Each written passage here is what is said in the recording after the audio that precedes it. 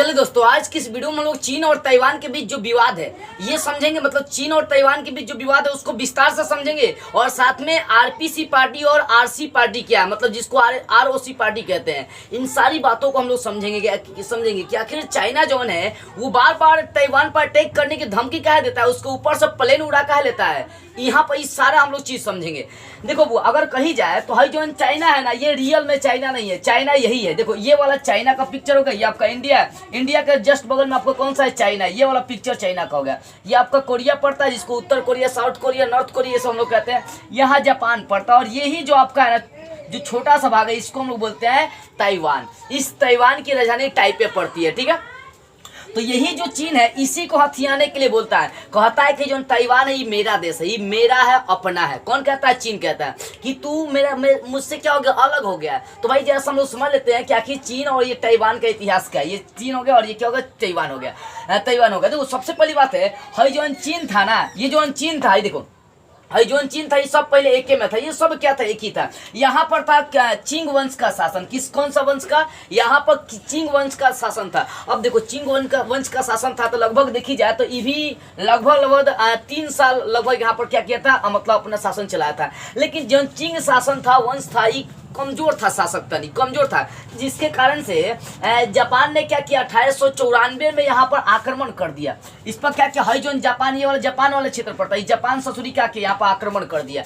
आक्रमण करने के बाद वो क्या किया कि जो नॉर्थ है, जो आपका कोरिया पड़ता है, जो तटीय क्षेत्र पड़ता है, और ये वाला जो ताइवान पड़ता है, सबको अपने कब्जे में ले लिया। कौन ले लिया? जापान, जिसको हम लोग का फर्स्ट साइनो जापान युद्ध के नाम से जानते हैं। फर्स्ट साइनो जापान युद्ध 1894 से लेकर 1895 के रूप 1895 तक ही पूरा क्षेत्र कब्जा लिया था। ताइवान हो गया, कोरिया हो गया, तटीय क्षेत्र हो गया। यानी जो था आपका चिंग वंश, इसको क्यों नहीं बोलेंगे, चिंग वंश बोलेंगे।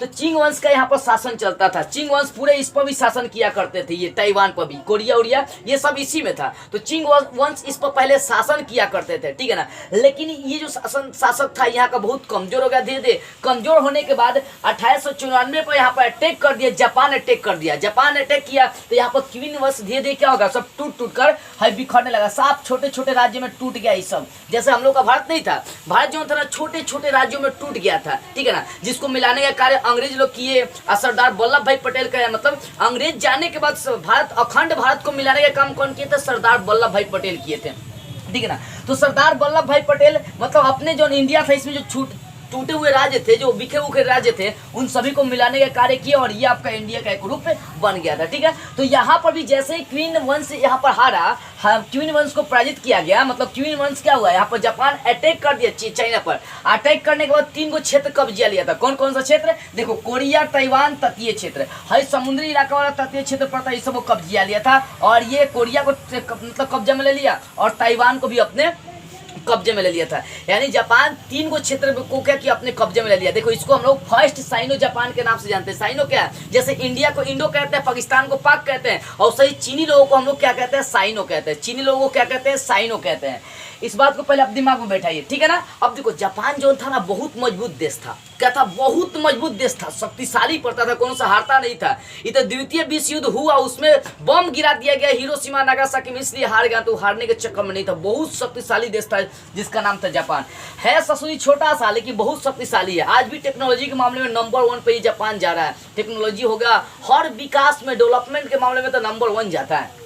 आगे समझो, देखो तो यहाँ पर ताइवान 3 गो क्षेत्र पर क्या किया, कब्जा कर लिया। अब कब्जा करने के बाद ये सब छोटे छोटे राज्यों में क्या बिखरने लगे। छोटे छोटे राज्य में जो चीन था ये बिखरना स्टार्ट हो गया। अब जब भाई बिखरना स्टार्ट हो गया तो यहाँ पर वो सन्यत सेन थे। सन्यत सेन, उनका सपना था कि फिर से हम क्या करेंगे, अखंड चीन का निर्माण करेंगे। अखंड चीन का मतलब जितने भी टूटे हुए राज्य, बिखरे हुए राज्य, उन सभी को मिला देंगे और उसके बाद एगो चीनी देश बनाएंगे अलग सा। किनका? ये सन्यत सेन का मतलब क्या था, सन्यत सेन का सपना था। तो 1912 में ये पार्टी स्टार्ट किए थे। एक पार्टी बनाया था जिसका नाम था कुओमिंगटांग पार्टी। क्या नाम था? कुओमिंगटांग पार्टी। याद रखिएगा, थोड़ा सा चीनी नाम है ना, तो चीनी नाम में थोड़ा सा हट के पार्टी के नाम में पड़ेगा। जो सन्यत सेन का पार्टी था, उनके पार्टी का नाम था क्या था, कुओमिंगटांग पार्टी। क्या था? कुओमिंगटांग पार्टी। बोली तो कुओमिंगटांग पार्टी था, ठीक है ना। ये कुओमिंगटांग पार्टी लगभग चीन के जितने टूटे बिखरे राज्य था इनको मिलाने का काम कर दिए थे। देखो कुओमिंगटांग पार्टी का मेन मतलब मुद्दा क्या था, मुद्दा यही था मुद्दा यही था कि यहाँ पर हम लोग लोकतंत्र स्थापित करेंगे, यानी यहाँ जो बनेगा उसको हम लोग बोलेंगे रिपब्लिक ऑफ चाइना। इसी को ROC चाहे RC के नाम से जानी जाती है। यानी कॉमिंगटांग का जो पार्टी था, कॉमिंगटांग जो पार्टी था, उसका मेन उद्देश्य था कि यहाँ पर जनता शासन करेगी, जनता चुनेगी कि हमको कौन सा सरकार चुनना है। जनता के अनुसार, जैसे भारत है लोकतंत्र है भाई, यहाँ पर जनता चुनती है कि हमको किसको सरकार बनानी है। तो कॉमिंगटांग जो था ना, उनके लोकतंत्र यहाँ पर लाना चाहता, सारे राज्यों को मिलाकर भारत के जैसा एक लोकतंत्र यहाँ पर वो लाना चाहता था। तो 1912 से लेकर 1924-25 तक कॉमिंगटांग जो पार्टी था, यानी सन यत सेन जो थे ना, ये अपने मकसद में सफल हो गए थे, सारे छोटे छोटे राज्यों को मिला दिए। लेकिन संयोग से बेचारे का 1925 में क्या होता, मृत्यु हो जाता है। किनका? सन यत सेन का 1925 में मृत्यु हो जाता है। अब भाई सन यत सेन का मृत्यु हो जाता है तो इनका जो पार्टी था कॉमिंगटांग पार्टी, ये दो भागों में बढ़ जाती है, एक नेशनलिस्ट पार्टी और दूसरा कम्युनिस्ट पार्टी। नेशनलिस्ट पार्टी का मांग था, नेशनलिस्ट पार्टी ये कह रही थी कि जनता सरकार चुनेगी यहाँ पर, लेकिन कम्युनिस्ट पार्टी बोल रही थी कि नहीं, कुछ पार्टी के लोग ही सरकार चुनेंगे, उसको क्या करेंगे, सरकार बना देने का काम करेंगे। यानी देखो हाई जो आपका नेशनलिस्ट पार्टी था, इसका जो लीड कर रहे थे, नेतृत्व कर रहे थे, वो थे चियांग काई से। क्या था? चियांग काई से। याद देखिएगा, नेशनलिस्ट पार्टी, इसको NNP कह सकते हैं हम लोग। यानी नेशनलिस्ट पार्टी जो था, इसका नेतृत्व कौन कर रहे थे? चियांग काई से, ठीक है ना, चियांग काई शेक। आज जो कम्युनिस्ट पार्टी था, उसका नेतृत्व कर रहे थे माओ त्से तुंग। क्या? माओ त्से तुंग। ये सब चीनी नाम है, समझे ना बुआ? समझिए, जो नेशनलिस्ट पार्टी था उसका कौन नेतृत्व कर रहे थे? तो चियांग काई शेक। और दूसरा था माओ त्से तुंग, ये नेतृत्व कर रहे थे कम्युनिस्ट पार्टी का।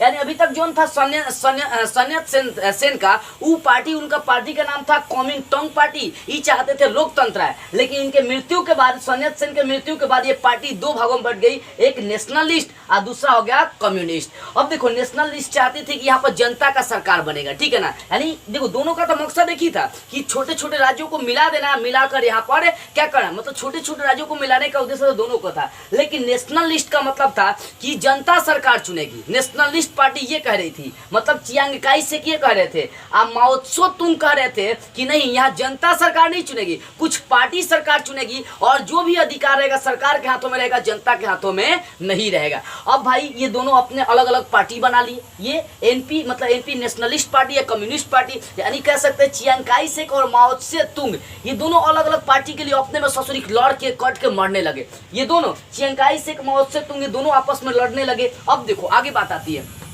अब यहाँ सब लोग समझते हैं 1927 में क्या किए चियांग काई शेक युद्ध बोल दिया, मतलब दोनों आपस में लड़ गया। नेशनलिस्ट पार्टी भी लड़ गया और कम्युनिस्ट पार्टी भी, दोनों आपस में क्या हो गया, लड़ गया। कौन कौन? तो नेशनलिस्ट पार्टी और चियांग काई जो कम्युनिस्ट पार्टी था, यानी नेशनलिस्ट पार्टी जो कम्युनिस्ट पार्टी था, ये दोनों आपस में ससुरी क्या किया, लड़ गया। लड़ने के बाद देखो 1927 में ये संघाई नरसंहार एने कर दिया था। NP का मतलब हो गया नेशनलिस्ट पार्टी। ये क्या क्या जितना भी कम्युनिस्ट लोग था ना, उस सबको एकदम कटवाने लगा, साफ मरवाने लगा, एकदम निहत्थे मरवा दे रहा था। लाखों कम्युनिस्ट पार्टियों को क्या किया था, नेशनलिस्ट पार्टी मरवा दिया। कौन?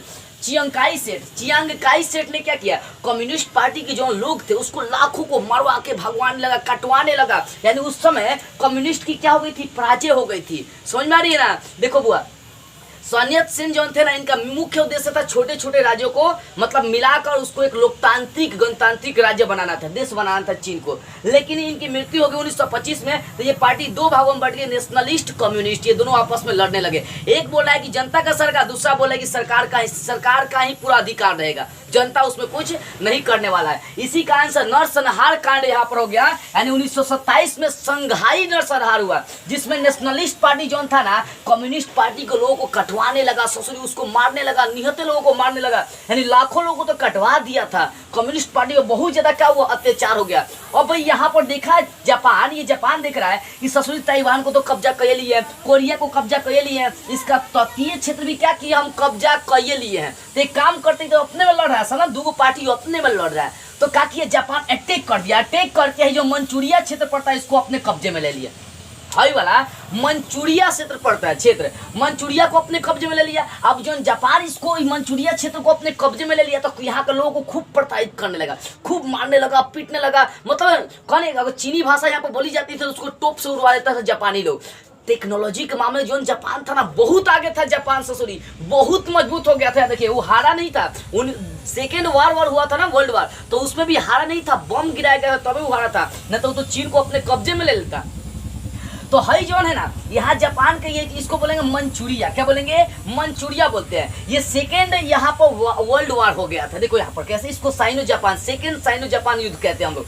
तो जापान देखा कि एनपी मतलब नेशनलिस्ट पार्टी या कम्युनिस्ट पार्टी अपने में लड़ रहा है, तो कहे नहीं इसका फायदा उठाए। जापान यहाँ पर अटैक करिए चाइना में, और चाइना में अटैक करके यहाँ पर मंचूरिया क्षेत्र को अपने कब्जे में ले लिया। अब भाई देखो जापान यहाँ के निहत्थे लोगों को बहुत मारता था, उसको बहुत ज्यादा प्रताड़ित करता था। तो अब यहाँ पर नेशनलिस्ट पार्टी या कम्युनिस्ट पार्टी देखा कि हम लोग आपस में लड़ रहे हैं, कोई और दूसरा लाभ उठा कर चल रहा है, तो यहाँ पर चियांग काई शेक और माओ त्से तुंग दोनों मिल गए, बोले कि काम करते हैं भाई, अभी हम लोग आपस में लड़ना बंद करते हैं और हम लोग मिलकर हई जोन मंचूरिया क्षेत्र को कब्जा में किया है कौन? जापान, इससे हम लोग लड़ते हैं। तो भाई यहाँ से क्या हुआ? यहाँ से नेशनलिस्ट पार्टी और कम्युनिस्ट पार्टी इन दोनों इनके बीच और जापान के बीच युद्ध हुआ, जिसको हम लोग कहते हैं सेकेंड साइनो जापान युद्ध कहते हैं। ये 1937 से लेकर 1950 तक चला था। और यहाँ पर चाइना कब अटैक किया था? है मंचूरिया क्षेत्र को कब्जे में कब लिया था? 1930 ईस्वी में क्या किया?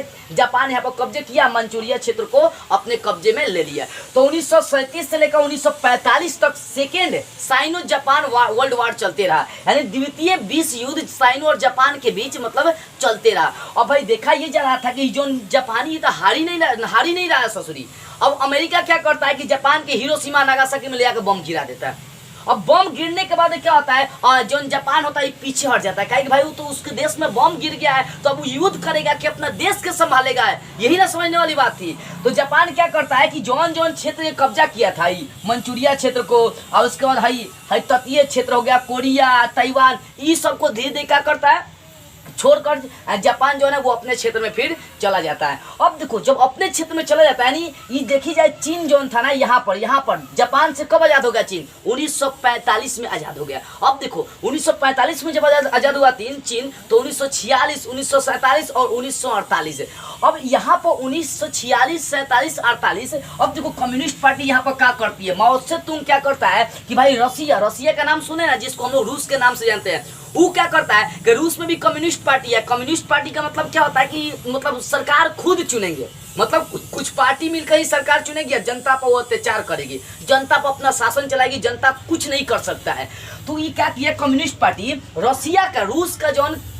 रूस का जो कम्युनिस्ट पार्टी था उससे हेल्प लिया, और हेल्प लेने के बाद नेशनलिस्ट पार्टी पे बहुत अत्याचार किया। मतलब चियांगाई शेक का जो पार्टी था जिसका नाम था रिपब्लिक ऑफ चाइना, देखो नेशनलिस्ट पार्टी का ही मतलब था, इसको रिपब्लिक ऑफ चाइना कहते हैं, ROC।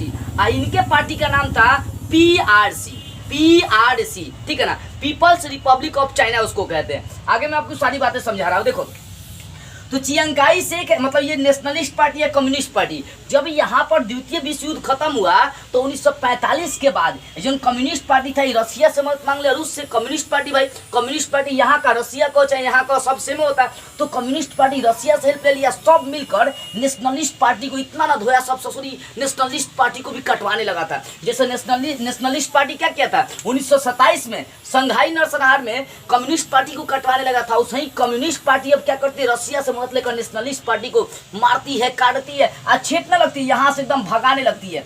अब भागते भागते रसिया जो है यहाँ पर आता है, ये जो है जो नेशनलिस्ट पार्टी आता है यहाँ पर आकर बस जाता है। क्या होता है? यहाँ पर आकर नेशनलिस्ट पार्टी का होता है बस जाता है। अब देखो भाई, अब जो था ना पूरा एकदम बड़का क्षेत्र किसके कब्जे में आ गया? तो ये आ गया था कम्युनिस्ट पार्टी के। अभी भी चाइना में यही पार्टी चलती है जिसका नाम है कम्युनिस्ट पार्टी, ठीक है ना। तो कम्युनिस्ट पार्टी पूरे पर कब्जा कर ली। 1948 में बोल दिया कि ये मेरा अपना एक स्वतंत्र चाइना है, मतलब यहाँ पर कम्युनिस्ट पार्टी हो गया। ये लोकतांत्रिक नहीं है, ये रिपब्लिक ऑफ चाइना नहीं है, ये है पीपल्स रिपब्लिक ऑफ चाइना। इसी को PRC हम लोग कहते हैं।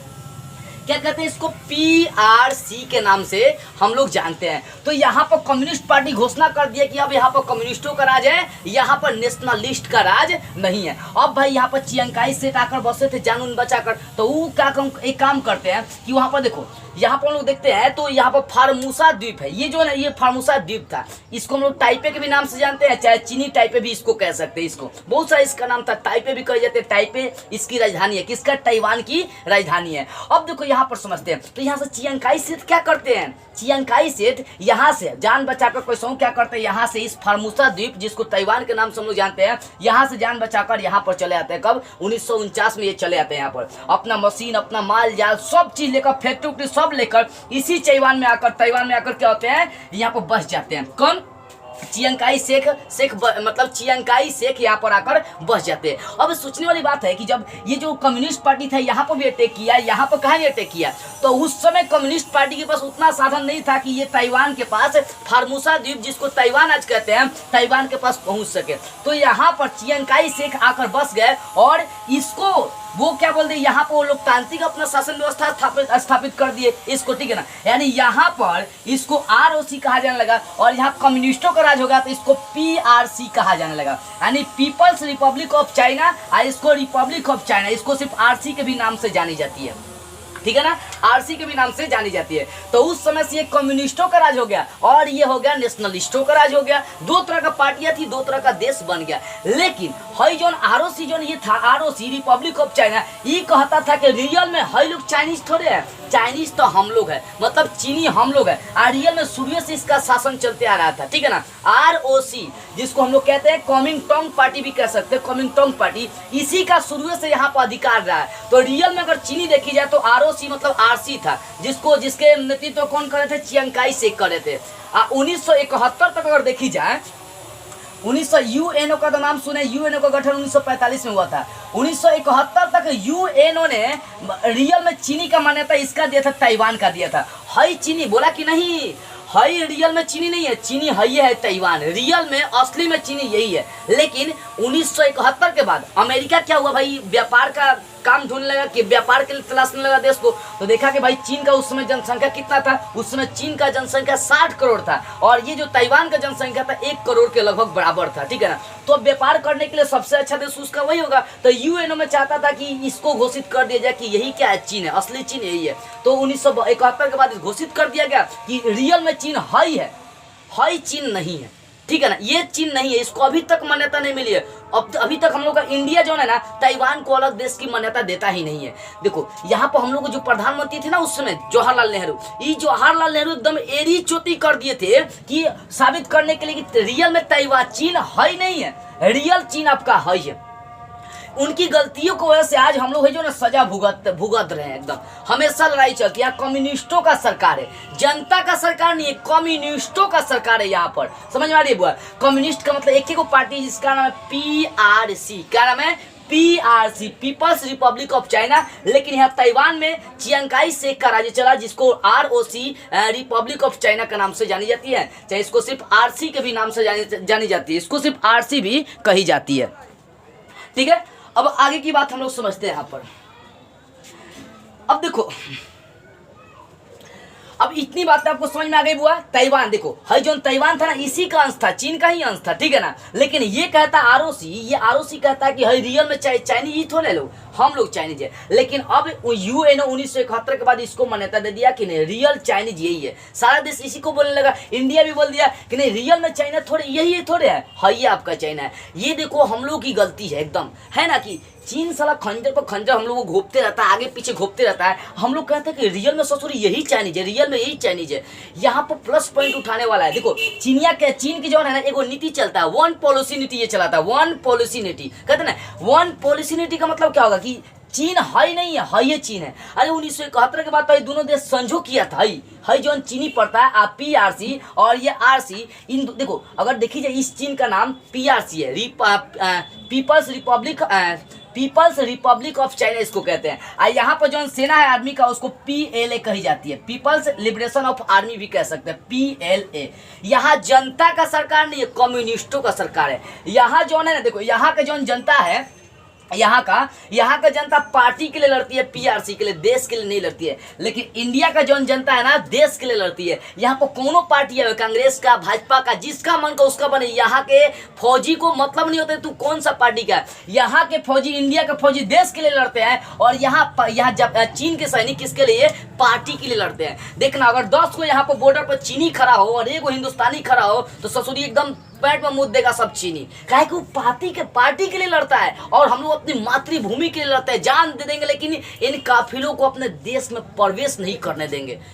तो 1962 में हम लोग चाइना से युद्ध हारे थे, क्योंकि उसके पीछे पंडित जवाहरलाल नेहरू का गलती था। लेकिन अब सोच रही, आओ ना, औकात है तो आओ, सामने देखो, आओ, एकदम हिला के नहीं रख दी तो क्या करेगा सब। देखो, मेजनी जोसेफ का नाम सुने। मेजनी जोसेफ कहा करते हैं कि अगर देश का विकास करना है ना, तो सत्ता के नौजवान के हाथों में डाल दो। सत्ता जो अधिकार नौजवान के हाथों में डाल दो। रियल में अगर नौजवान के हाथ में 30, 25, 18, 20 वर्ष की उम्र के लड़की को अगर मिल जाए ना सत्ता, तो चीनी को औकात दिखा देगा कि आखिर हिंदुस्तानी क्या है।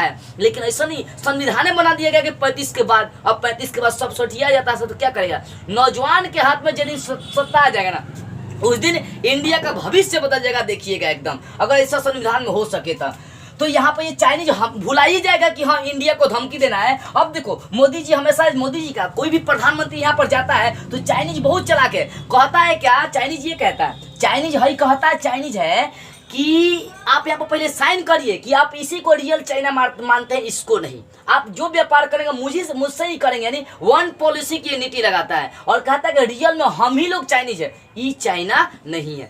अब देखो, रियल में कहता है कि हम ही चाइनीज है, तो यहाँ पर जाकर हम लोग प्रधानमंत्री साइन करते हैं कि ठीक, हम तुमको रियल में चाइना मानते हैं।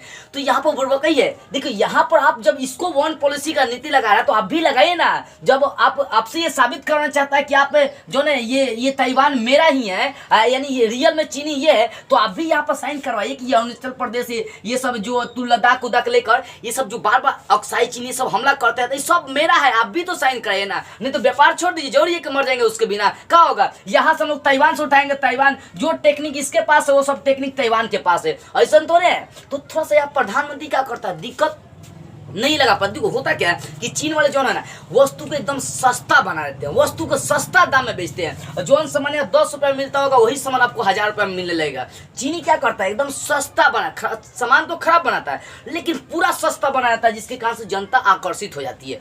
जनता क्या होती है, जिसके कारण से आकर्षित हो जाती है, ठीक है ना। तो बहुत सा नेता उतना डरता है कि चीन से अगर दुश्मनी मोल लेंगे ना, तो क्या होगा, चीन से अगर दुश्मनी मोल लेंगे तो भाई सारा वस्तुएं महंगा हो जाएगा। अरे कुछ नहीं होगा, जनता का गेहूं चावल जाती है चीन से खरीदने के लिए, मोबाइल कंप्यूटर यही सब ना यूज करती है। तो भाई अब तो यहाँ पर थोड़ा सा प्रधानमंत्री को ध्यान देने की जरूरत है। बस यही कि जो टेक्निक यहाँ से हम उठा रहे हैं, जो व्यापार यहाँ से कर रहे हैं, वही व्यापार हम लोग ताइवान से कर सकते हैं। क्यों, देखो, करना इसलिए जरूरी ना, ताकि इसका अर्थव्यवस्था गिराना जरूरी है। ससुरी कितना कूदता है ये कि ये करेंगे, कभी अरुणाचल प्रदेश में, कभी लद्दाख में, कभी नकुला में, कभी गलवान घाटी में। हम लोग को क्या करता है, परेशान करते रहता है, चीन करते रहता है ना। तो भाई करते रहता है, तो इसका गर्मी छुड़ाने के लिए जौन सामान हम लोग यहाँ से खरीदते हैं ना चीन से, वही सामान हम लोग यहाँ से खरीद सकते हैं। क्योंकि जो टेक्निक इसके पास है, वो टेक्निक यहाँ भी है, ठीक है ना। ये हर मुसीबत में खड़ा रहने वाला है। तो मोदी जी को यहाँ पर थोड़ा सा कुछ करने की आवश्यकता है। मतलब कुछ करने का मतलब क्या हो गया, अब देखो मोदी जी का, देखो चाइना जानता है कि अगर इंडिया इसके साथ आ गया ना, ताइवान के साथ, तो इसको स्वतंत्र देश की मान्यता मिल जाएगा।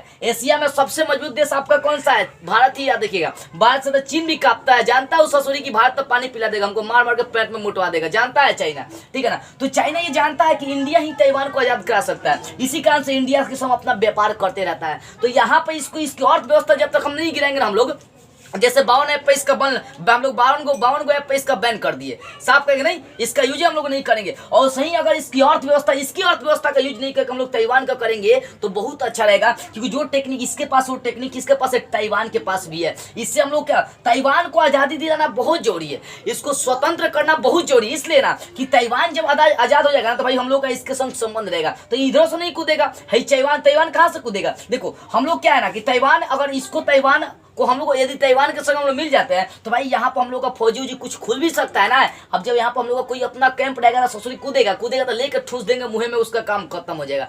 ठीक, तो यहाँ पर कुछ सोचने वाली बात है। हम लोगों को इंडिया को ताइवान के संग आनी चाहिए, ताइवान के संग मिलकर हम लोगों को काम करनी चाहिए। इसको मतलब स्वतंत्र राष्ट्र देने की मान्यता हम लोगों को, इंडिया जब तक नहीं खड़ा होगा ना, तब तक ताइवान को स्वतंत्र राष्ट्र की मान्यता नहीं मिलेगा, ठीक है ना। तो यही बातें हैं जिसके कारण से ताइवान और चीन आपस में क्या करते रहता है, ससुरी लड़ते रहता है सब। चीन कहता है कि ये मेरा है, ताइवान कहता है कि नहीं ये जौन है ना अलग एगो देश है, अलग एगो स्वतंत्र देश है। कौन कहता है? ताइवान के लोग कहता है। रियल में यहाँ पर कम्युनिस्ट पार्टी, यहाँ पर नेशनलिस्ट पार्टी है, यानी यहाँ पीआरसी और यहाँ पर RC. PRC People's Republic of China है और यहाँ पर रिपब्लिक ऑफ चाइना है। यहाँ कम्युनिस्टों का सरकार है, यहाँ का जो जनता है ना वो पार्टी के लिए लड़ती है, सरकार के लिए नहीं, पहले भी बता चुका हूँ। और यहाँ हम लोग का इंडिया का क्या है, तो यहाँ देश के लिए लड़ता है लोग, पार्टी के लिए नहीं। पार्टी कौन हो उससे कोई मतलब नहीं है, ठीक है ना। तो कहने का मतलब वो देखो यही रीजन है कि चाइना जो है ना हमेशा देता है, कहता है कि ताइवान मेरा है, वो अपना क्षेत्र है, लेकिन ये लोग कहता है कि नहीं ये वो शुरू से स्वतंत्र देश है, स्वतंत्र बन के हमेशा रहेगा, ठीक है।